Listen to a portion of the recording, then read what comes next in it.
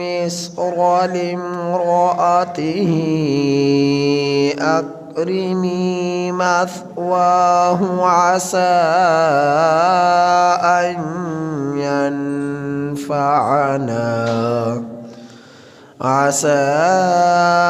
أن ينفعنا أو نتخذه ولدا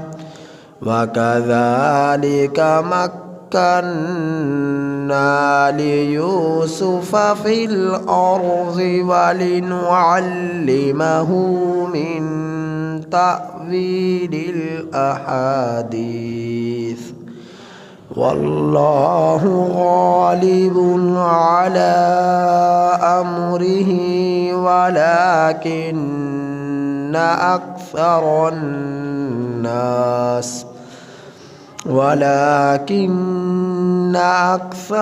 الناس لا يعلمون ولما بلغ أشده آتيناه حكما وعلما وكذلك نجزي المحسنين وراودته التي هو في بيتها عن نفسه وغلقت الأبواب وقالت هيت لك قال معاذ الله إنه ربي أحسن مثواي إنه لا يفلح الظالمون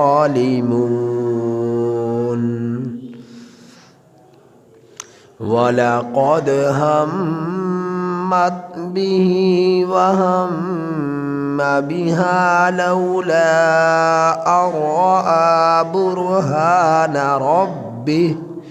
كذلك لنصرف عنه السوء والفحشاء إنه من عبادنا المخلصين.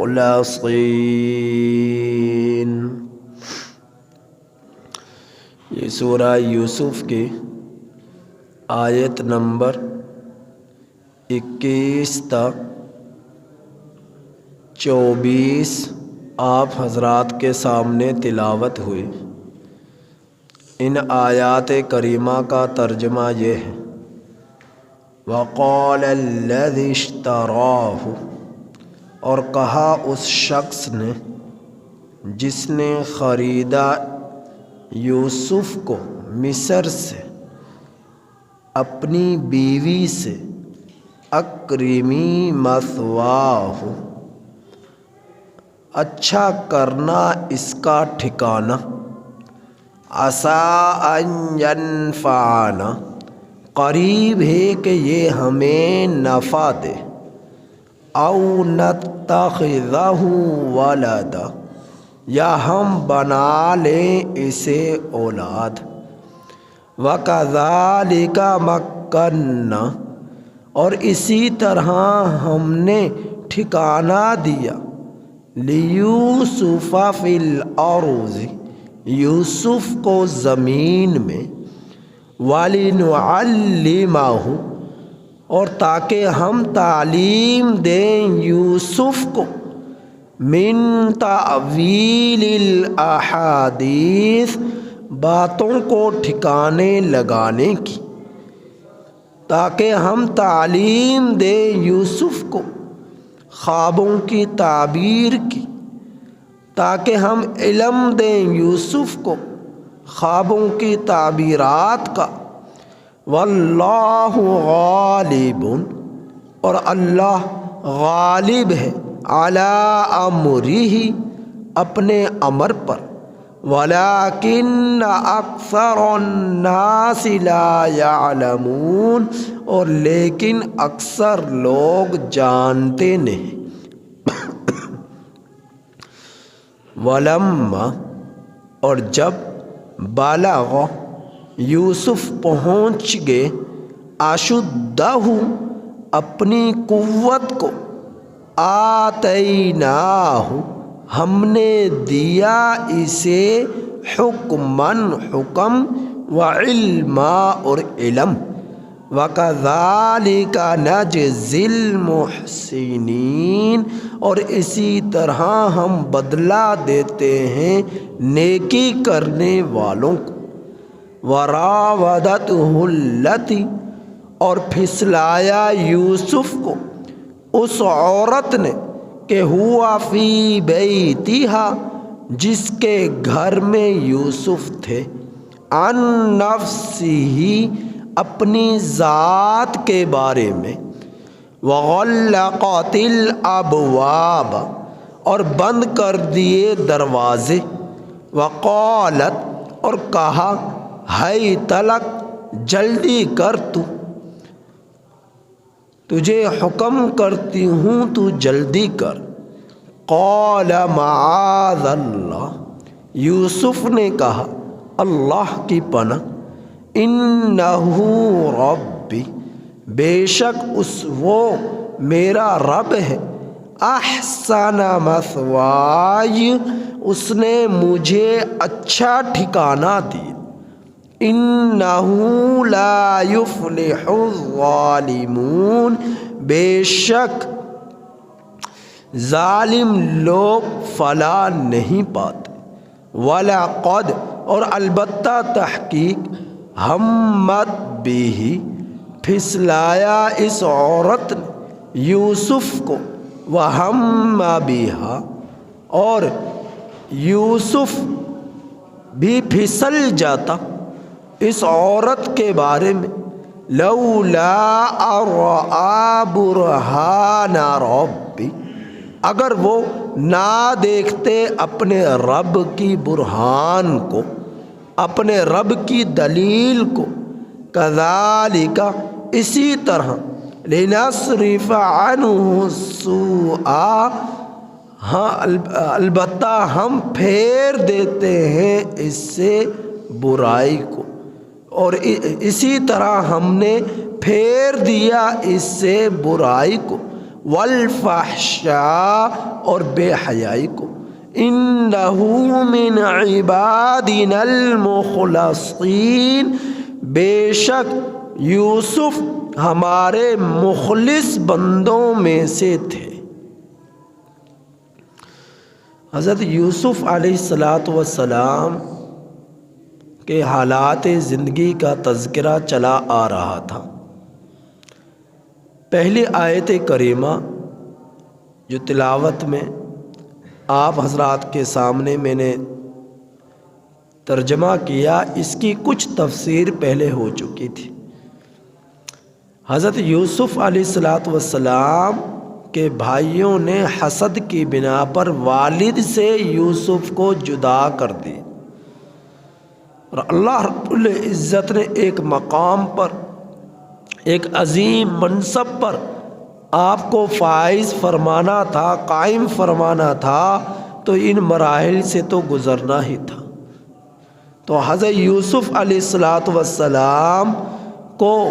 ایک کنعانی قافلہ کنویں سے نکال کر مصر لے گیا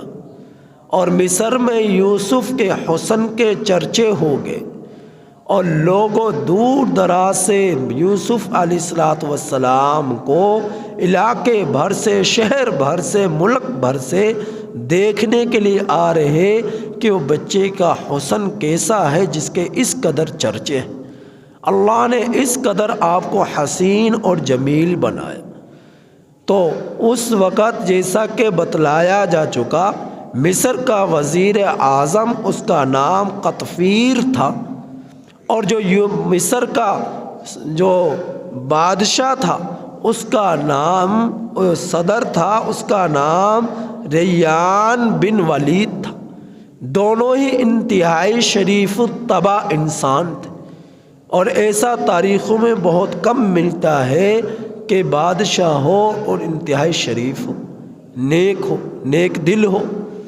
تو بہرحال حضرت یوسف علیہ السلام کو خریدنے کے لیے مصر کا وزیر اعظم قطفیر بھی آیا اور لوگ دور دراز سے آئے، اور تاریخ کی کتابوں میں ایک روایت ملتا ہے ایک بڑھیا عورت بھی آئی ایک سوتی اٹی لے کر، کہ لوگوں نے کہا کہ لوگ تو بڑی بڑی قیمتیں لگا رہے ہیں اور آپ ایک چھوٹی سی معمولی سی قیمت پیش کر رہی ہیں یوسف کو خریدنے کے لیے۔ تو وہ خاتون کہنے لگی کہ میں اس لیے یہ خریدنے کے لیے یہ قیمت لگا رہی ہوں اپنی حیثیت کے مطابق، تاکہ خریداروں میں میرا نام بھی لکھ دیا جائے۔ کہ یہ بوڑھیا عورت بھی، ایک خاتون بھی ایسی تھی جو خریدنے والوں میں شامل تھی، یوسف کی خریدار تھی۔ بہرحال یہ قطفیر مصر کا وزیر اعظم، اس کے ہاں اولاد نہ تھی، اور یہ بتلایا جا چکا یہ اولاد دینا اللہ کے اختیار میں ہے۔ دنیا کی کوئی طاقت اولاد نہیں دے سکتی، اللہ کی ذات دے سکتی ہے۔ یہب لمن یشاء اناثا ویہب لمن یشاء الذکور، جسے چاہے بچیاں دے دے، جسے چاہے بچے دے دے، جسے چاہے صرف بچے ہی بچے دے، جسے چاہے بچیاں ہی بچیاں دے دے، اور جسے چاہے کچھ بھی نہ دے، جسے چاہے جوانی میں دے دے، جسے چاہے بڑھاپے میں دے دے، جسے چاہے بڑھاپے میں بھی نہ دے، جسے چاہے بغیر باپ کے دے دے،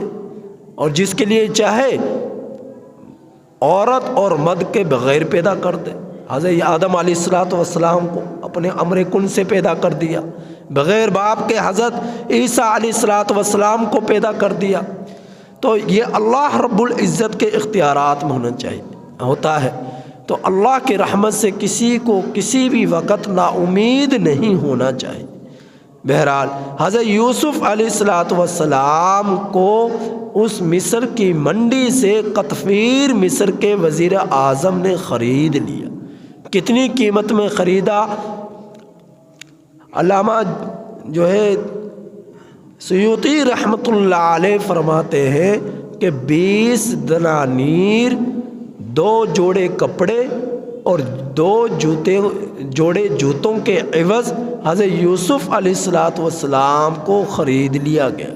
اور وہ اپنے گھر میں لے گئے، اور گھر میں لے جا کر اپنی بیوی زلیخا سے کہا کہ اس بچے کے چہرے میں نے بڑے آثار دیکھے، امید ہے یہ ہمیں نفع پہنچائے گا، یہ ہمارے لیے راحت کا ذریعہ بنے گا، سکون کا ذریعہ بنے گا، یا ہم اسے اپنا بیٹا بنا لیتے ہیں۔ اپنی بیوی سے جا کر یہ کہا، تو اللہ رب العزت فرما رہے وَكَذَلِكَ مَكَّنَّا لِيُوسُفَ فِي الْأَرْضِ، اور اسی طرح ہم نے ٹھکانہ دیا یوسف کو زمین میں، وَلِنُعَلِّمَهُ مِن تَأْوِيلِ الْأَحَادِيثِ، اور تاکہ ہم یوسف کو باتوں کو ٹھکانے لگانے کا ہنر دیں، علم دیں اور تعلیم دیں، یعنی خوابوں کی تعبیرات کا علم۔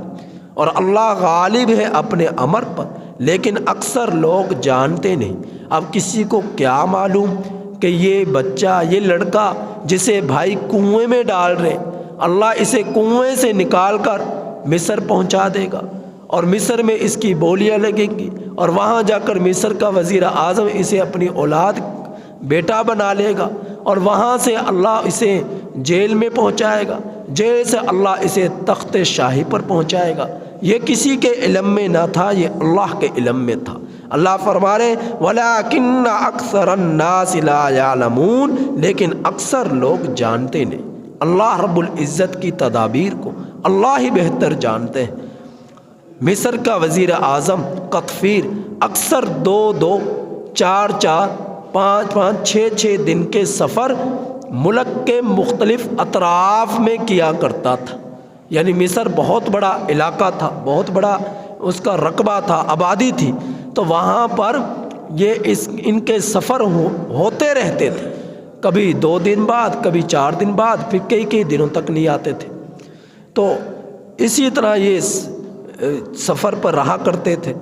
اللہ رب العزت فرما رہے وَلَمَّا بَلَغَ أَشُدَّهُ آتَيْنَاهُ،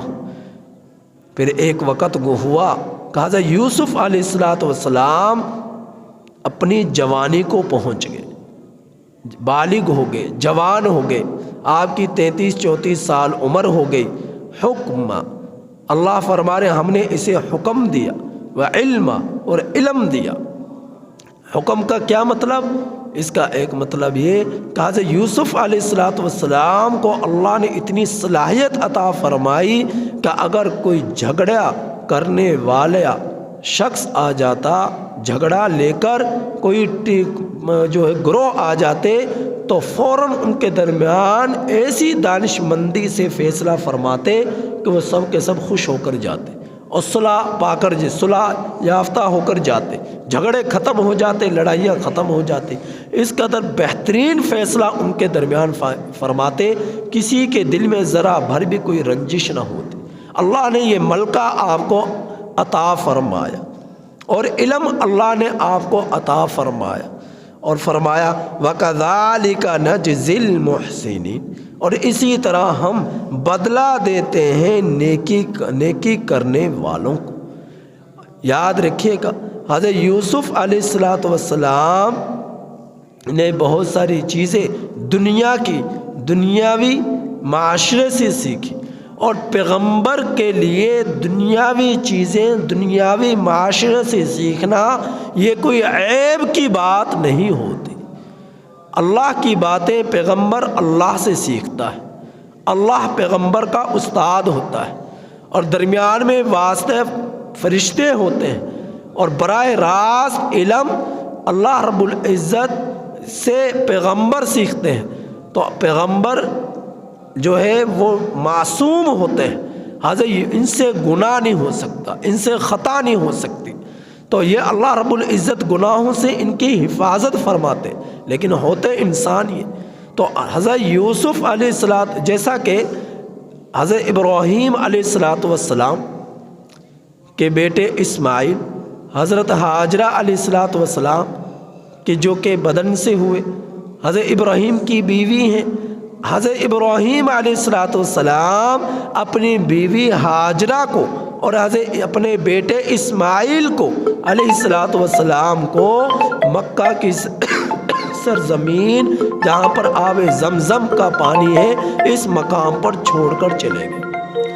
اب آپ کی جو زبان تھی وہ کوئی اور تھی، قافلے والا گزرا، قدری زبان آتی ہے کہ کوئی قدری زبان تھی جو آپ کی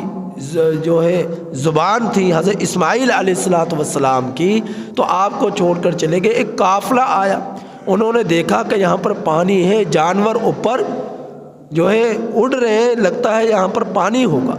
آثار سے وہ اندازہ لگا لیا کرتے تھے۔ زیادہ پیدل سفر ہوا کرتے تھے، اونٹوں پر ہوا کرتے تھے،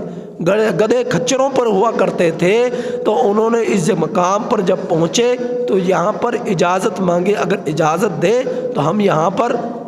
رہنا شروع کر دیں، تو اجازت دے دی گئی، اور حضرت حاجرہ اسماعیل علیہ السلام سے اجازت لے کر ان قافلے والوں نے اسی جگہ پر قبیلہ بنو جرہم، یہ قبیلہ کے لوگ تھے، انہوں نے یہاں پر پڑاؤ ڈال لی۔ اب حضرت اسماعیل علیہ السلام نے جو عربی سیکھی وہ ان قافلے والوں سے سیکھی تھی۔ تو دنیاوی کسی چیز کو سیکھنا دنیا کے لوگوں سے یہ پیغمبر کے لیے کوئی عیب کی بات نہیں۔ تو حضرت یوسف علیہ السلام معاشرے میں رہتے ہوئے لوگوں سے بہت کچھ سیکھ چکے تھے، دنیاوی چیزیں دنیاوی باتیں، تو لوگوں کے درمیان بے جھجک فوراً ایسا فیصلہ فرماتے کہ لوگ جو ہے خوشی خوشی اپنے گھروں میں واپس لوٹتے، اور اللہ نے آپ کو علم عطا فرمایا۔ اور اسی طرح ہم بدلہ دیتے ہیں نیک کاروں کو، جس طرح کہ اللہ رب العزت نے حضرت یوسف علیہ السلام کو جو ہے غم بھی دیا، لیکن اس غم سے نکال بھی دیا جو ہے درجہ بدرجہ۔ تو اللہ رب العزت کے رحمت سے کبھی بھی کسی کو نا امید نہیں ہونا چاہیے۔ ہم لوگ پریشانیوں میں مبتلا ہو جاتے ہیں، غموں میں مبتلا ہو جاتے ہیں، تکالیف میں مبتلا ہو جاتے ہیں، ہم اللہ سے دعا کرتے ہیں یا اللہ یہ پریشانی دور کر دے، یا اللہ یہ مسئلہ حل کر دے۔ بسا اوقات ایسا ہوتا ہے کہ ہماری دعا فوراً قبول نہیں ہوتی، اس میں تاخیر ہوتی ہے اس کی دعا کی قبولیت کے آثار ظاہر ہونے میں۔ تو نا امید نہیں ہونا چاہیے، دعا کی قبولیت کے اللہ رب العزت کئی طریقوں سے بدلہ عطا فرماتے، یا تو جو مانگا اگر تمہارے حق میں بہتر ہے تو وہی اللہ نے عطا فرما دی، یا جو مانگا گیا اس کے عوض میں اللہ نے کوئی مصیبت، اس کے بدلے میں کوئی مصیبت وہی نہیں عطا فرمایا، بلکہ اس کے بدلے میں مانگنے سے کوئی مصیبت ٹال دی، کوئی پریشانی دور کر دی، یا پھر اللہ نے آخرت میں اسے ذخیرہ رکھ لیا، یا اللہ نے پھر وہی دعا تمہاری قبول فرما لی۔ لیکن قبولیت یا تو فی الفور ہو گئی یا پھر اس میں تاخیر ہوئی۔ تو اللہ رب العزت سے ہمیشہ مانگتے رہنا چاہیے، کیونکہ دعا مانگنا یہ بھی عین عبادت ہے۔ جتنی آپ دعا مانگو گے یہ عبادت میں شمار ہوگا، جتنی دعا مانگنا یہ بھی عبادت ہے۔ الدعاء مخ العبادہ، میرے نبی نے فرمایا دعا جو ہے یہ تو عبادت کا مغز ہے، جس طرح پورے جسم مغز دماغ کے بغیر نہیں کام کر سکتا، اسی طرح دعا بھی یہ دیگر عبادات کی شاہ رگ ہے۔ تو دعا بھی مانگتے رہنا چاہیے، یہ بھی مغز ہے، یہ بھی ایک عبادت کے طور پر بنیادی طور پر ایک حیثیت رکھتی ہے۔ اللہ رب العزت سے دعا مانگنا یہ عبادت ہے، اور اللہ خوش ہوتے ہیں مانگنے والوں سے کہ اللہ سے سوال کیا جائے، اللہ سے مانگا جائے، اللہ کے در پر جھکا جائے، غیر کے در پر نہ جھکا جائے۔ بہرحال حضرت یوسف علیہ السلام جب جوان ہوئے تو حضرت یوسف علیہ السلام کو اس عورت نے پھسلایا جس کے گھر میں آپ تھے، چونکہ قطفیر وزیر اعظم وہ تو اکثر اسفار پر ہوا کرتے تھے، گھر میں آپ ان کی بیوی اور یوسف کے علاوہ کوئی بھی نہ تھا، اتنا بڑا محل تھا اور اس میں کوئی نہ تھا، تنہا تھے۔ تو جب جوان ہوئے تو شیطان نے، ابلیس نے زلیخا کے دل میں برائی کو ڈالا، اور زلیخا نے اپنا ارادہ ظاہر کیا یوسف علیہ السلام کے سامنے، اور گھر کے دروازوں کو بند کر دیا، اس لیے تالا لگا دیا، بند کر دیا، کہیں شوہر آ گیا، اچانک نظر پڑ گئی اور ہمیں بری حالت میں دیکھ لیا تو وہ کیا سوچے گا اور اس کے دل پر کیا گزرے گا۔ تو تالے دروازے بند کر دیے اور یوسف علیہ السلام کو دعوت دی کہ وقالت حیت لک، کہا تو آ میرے پاس اور جلدی کر، میری خواہش کو پورا کر۔ حضرت یوسف علیہ السلام نے فرمایا قال معاذ اللہ، اللہ کی پناہ، انہ ربی احسن مثوائی، بے شک وہ میرا رب ہے، اس نے مجھے اچھا ٹھکانہ دیا۔ اب ربی کا ضمیر کا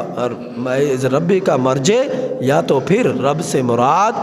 اللہ رب العزت کی ذات، کہ اللہ نے کنویں سے نکالا، مصر میں پہنچایا، بہترین محل میں پہنچایا، اور وہاں پر کھانے کے لیے، پہننے کے لیے ساری دنیاوی سہولتیں اللہ جل جلالہ نے عطا فرما دی۔ اس قدر میرے رب کے احسانات ہیں مجھ پر، میں اپنے رب کا حکم توڑ کر کس طرح یہ برائی کر سکتا ہوں؟ تو میں پہلے بتلا چکا، نبی جتنے بھی ہیں سب کے سب معصوم ہیں، کسی نبی سے کبھی کوئی خطا نہیں ہوئی، اللہ ان کی حفاظت فرماتے ہیں، اللہ ان کی حفاظت فرماتے۔ تو حضرت یوسف علیہ السلام کہنے لگے۔ دوسرا مطلب یہ کہ یوسف رب سے مراد مجازی طور پر قطفیر جو وزیر اعظم تھا اس کے بارے میں کہا کہ وہ مجازی خدا ہے، کہ اس نے مجھے، اللہ رب العزت نے ایک ایسے دروازے کھولے کہ سبب پیدا کر دیا کہ میرے آقا نے، میرے رب نے، یعنی مجازی طور پر نسبت کی قطفیر کی طرف، وزیر اعظم کی طرف، جس کے گھر میں آپ رہا کرتے تھے، کہ اس نے مجھے ٹھکانہ دیا، پہننے کے لیے کپڑا دیا، کھانے کے لیے کھانا دیا، خوراک دی، روٹی دی، تو میں اس کے گھر کے اندر اس کی برائی کر بیٹھوں، بددیانتی کر بیٹھوں، یہ مجھے چیز زیب نہیں دیتی۔ انہ لا یفلح الظالمون، بے شک ظالم لوگ فلاح نہیں پاتے۔ اگر میں یہ گناہ کر کر ظالم بن گیا تو میں کبھی کامیاب ہو ہی نہیں سکتا۔ بہرحال اس عورت نے یوسف کو پھسلایا، اور یوسف کے دل میں بھی خیال تھوڑا سا آ جاتا اگر اللہ رب العزت کی دلیل آپ کے سامنے نہ ہوتی۔ اب یہاں برہان سے کیا مراد؟ ایک مطلب یہ کہ اللہ رب العزت کہ تخیل آپ کے دل میں تھا، اللہ کی قدرت آپ کے سامنے تھی، اللہ کی ذات آپ کے سامنے تھی، کہ اللہ کی ذات سامنے نہ ہوتی تو آپ بھی ایک خطا کر اٹھ بیٹھتے۔